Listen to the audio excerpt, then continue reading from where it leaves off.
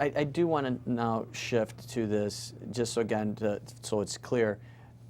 You all were, when I asked you about the economic impact, though, everyone started talking about then windows, insulation, things that don't necessarily come with the actual energy audit. Isn't that correct, John? That's correct. So, you know, how are they connected, and should they be connected? Well, let's see, the connection you're talking about is how you move from the audit to the process of installation. And essentially, you know, I want to talk a little bit about, you know, more things that are involved with the audit within the context of the program, but the report itself would come in the next working day, not at the end of the day of the audit, but with photos and test results and that sort of thing. But I think that you know, one thing that we do is we follow up with some of our clients who want this and assist them with energy use reduction install process. So we help people overcome the uncertainties. Maybe you buy a car every 5 years, every 10 years, but you're fairly knowledgeable about how you go about that. But the process of making your home or building more energy efficient, hopefully you only do that once, and may not be all at one time, but even though, albeit it's done once, you would need to do that in the best way. And so we like to support people with that process, because there are challenges to managing the install phase of the work. Money-wise, you know, there again, if you spread the work out, some people can finance the work internally, do very cost-effective things at the beginning of the process in the first year, and use the savings to apply to further improvements that you might plan on second or third year. We observe actually that most people don't do things in a strict economic, rational order that we provide, but they tend to do things in the order where they're going to do some work on the house for some other reason, or they're having someone come and stay, and they coordinate the work plan that we give them with what the realities are of how they use their building for other purposes. Now, I made reference earlier to the Chicago Climate Action Plan, and I know that most of you, if not all of you here, had some type of work with it. I know that the Delta Institute and also that the Natural Resource Defense Council had some participation. And as I indicated, more than 70% of all greenhouse gases come from buildings. So I think it does speak to the need for us to be, as consumers, just more knowledgeable about the way that, what is the impact of our buildings in our city. And these are existing buildings, not new buildings that are going up. So given that, you know, I do find also that I was trying to want to make the other point is you made reference to a car. When you purchase a car, you get a manual of how the car works. Here you buy a home, and there really isn't a manual that, you know, tells you how to best manage your energy. Willis, how does something like an energy audit, how can that help someone better understand what their energy consumption is, to actually also look at not only the implementation of systems to or improvements, but just in the way that you manage your energy consumption within the structure itself?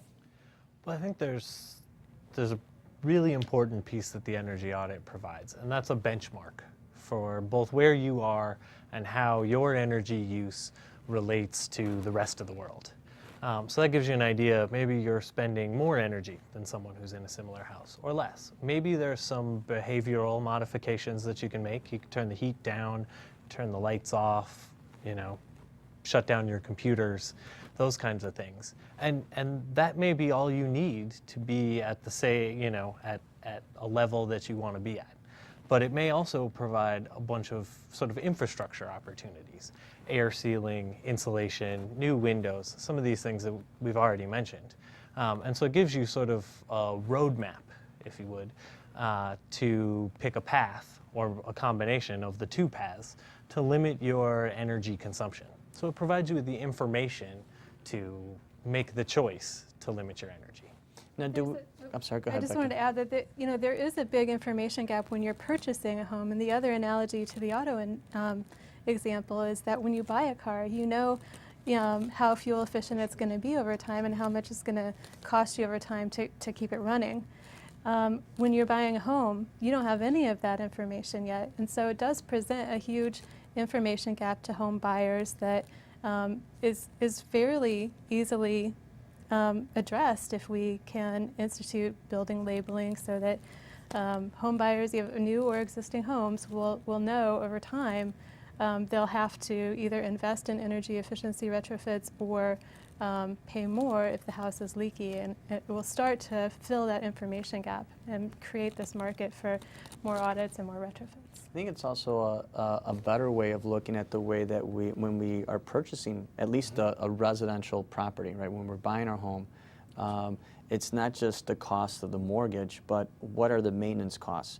What will it take? I mean, right now, you know, with the growing costs of the rising costs of fuel and just the instability, right, of the market in general, underscores the need just on the affordability. And you would think that we would require that also just from a consumer standpoint. I mean, I know that it's a big sell for people who are trying to sell now these hybrids and all of these other more fuel-efficient cars. So let's talk a little bit about that. I know, I made reference earlier in the program, again, to greeneconomychicago.com, the website. Peter, you submitted an idea about looking at perhaps requiring requiring energy audits at the time of sale. Is that something that's doable? Yes, it absolutely is doable, and it's actually been done in numerous municipalities across the country. Back actually in the early 1980s, San Francisco, California, and Berkeley, California implemented programs that required homes to receive a form of energy audit before that home was sold. That trend continued into the late 80s and late 90s with communities like Ann Arbor, Michigan, and Burlington, Vermont also implementing their own programs. And just 2 months ago, the end of June or the beginning of June, Austin, Texas implemented a program that, again, required people to not only assess where they stood from an energy efficiency, but also implement some of those changes. So it's definitely doable, and these programs also have shown positive results. How would you see something like that working locally? Question goes to any of you. I mean, could we?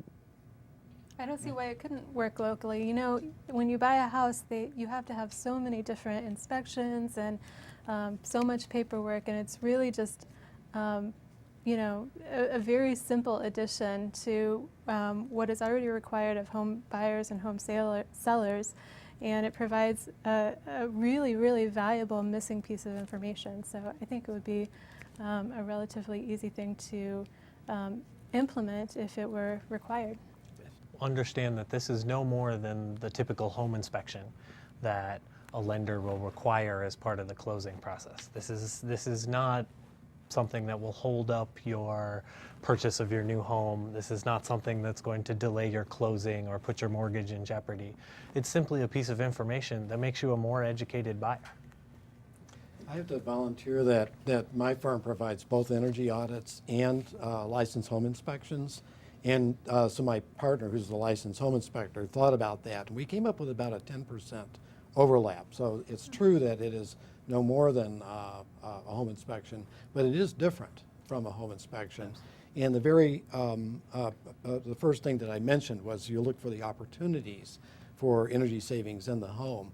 Home inspector is looking for compliance, not opportunities. And so there's a different sort of brain wiring involved in the home energy process. I think it's very interesting, and I'd like to mention that one of the local resources that we have here in Chicago is the Appraisal Institute. And they have a journal, and in the 90s